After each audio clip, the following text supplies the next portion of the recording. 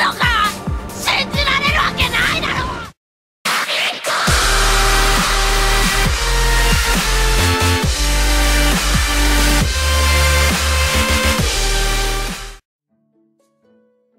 Hey hop tout le monde, c'est Aizen, on se retrouve aujourd'hui pour un nouveau format voire concept qui ne sera pas là sans rappeler les reviews, mais cette fois-ci touchant de plus près au manga papier.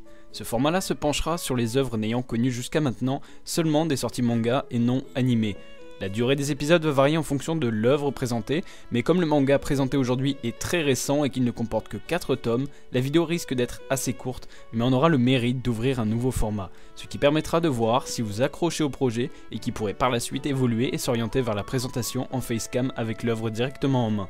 Bref, voyez ce premier épisode comme un épisode pilote, et après cette introduction, on est parti pour Manga en vrac sur Beyond Evil.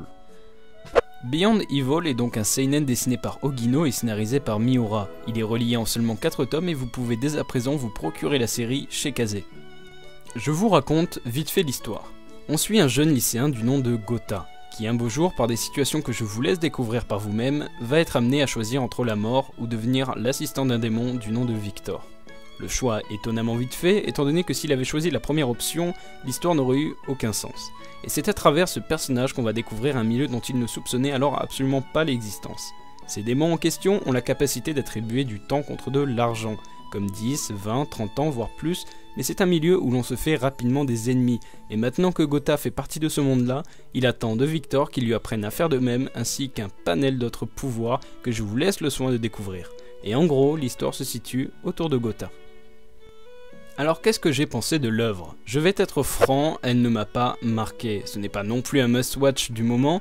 Beyond Evil n'est tout simplement qu'une œuvre divertissante à lire qui comblera vos moments où vous n'aurez rien à lire. Si la série aurait continué sur une dizaine de tomes, je vous l'aurais présenté comme telle et c'est une série que je vous aurais conseillé en termes d'investissement cette fois-ci. Puisque soyons clairs, entre le moment où l'on commence une série et le moment où on la termine, il s'est la plupart du temps écoulé pas mal d'argent. Une série, c'est un investissement. Cela dit, et heureusement d'ailleurs, tout est relatif. Certaines séries, comme celle que je vous présente aujourd'hui, ne comportent que très peu de tomes. Et pour ceux ne voulant pas commencer une série trop ambitieuse en termes de quantité, je vous conseille Beyond Evil. Même si celui-ci ne m'a pas marqué, j'ai tout de même passé un bon moment en le lisant. Le dessin suffit à lui-même, il n'est pas exceptionnel en soi, les arrière-plans et personnages sont peu détaillés et ça manque cruellement dans une série seulement composée de 4 tomes. Mais toutefois, on reconnaît bien là la patte seinen, les chara-designs sont bien gérés et égaux sur la longévité de la série. Certaines scènes sont assez stylées et on ne manque pas de nous rappeler que la puissance ainsi que la violence représentent la majorité de l'œuvre. Le tout étant assez dynamique, on ne s'ennuie jamais. J'avais quelques a priori et une certaine crainte de ne pas savoir où l'histoire allait nous mener. Eh bien même si les a priori ont sagement disparu au cours de mes lectures, la crainte elle en revanche était et reste justifiée. Je m'explique. Et pour cela, je vais prendre pour exemple le tome 4, mais n'ayez crainte, aucun spoil n'y sera mentionné. Ce dernier tome incorpore à l'œuvre une autre dimension, notamment celle du monde des démons et explore le passé de Victor ainsi que ses ambitions présentes. Seulement, ça ne va pas plus loin, on reste malheureusement sur notre fin et vu la tournure, c'est franchement dommage. Un 5e tome n'aurait pas été de trop.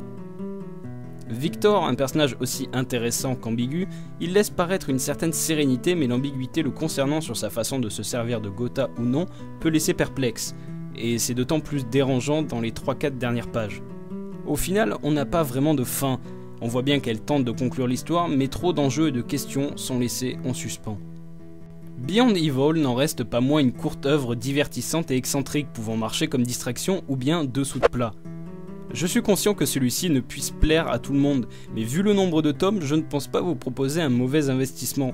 J'espère que cette courte critique vous a plu, cela me permet de tester un format plus court qui comparé aux reviews ne me prend pas des semaines et dont la durée ne dépasse pas les 15-20 minutes, comme ça peut être le cas avec les reviews. Et avant de vous quitter, j'aimerais remercier Nakama pour son dessin, surtout celui-là en particulier représentant le manga Parasite que j'aime particulièrement. Étant mon œuvre préférée, il n'y a qu'à voir au logo de la chaîne. Donc merci à toi Gwendal, j'adore ce dessin, et si vous aussi vous voulez réaliser des dessins dans le genre, sachez que vous avez mon Twitter dans la description et que je les afficherai en fin de vidéo.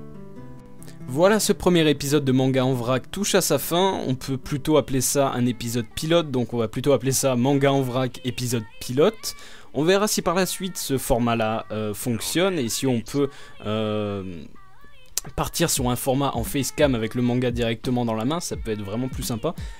On se retrouve très prochainement pour d'autres vidéos, normalement des vidéos bien plus longues. C'était une vidéo entre deux grosses vidéos, histoire d'être un peu présent sur la chaîne et de sortir un petit nouveau concept. On se retrouve très prochainement pour de nouvelles vidéos. D'ici là, prenez soin de vous. Ciao tout le monde, c'était Aizen.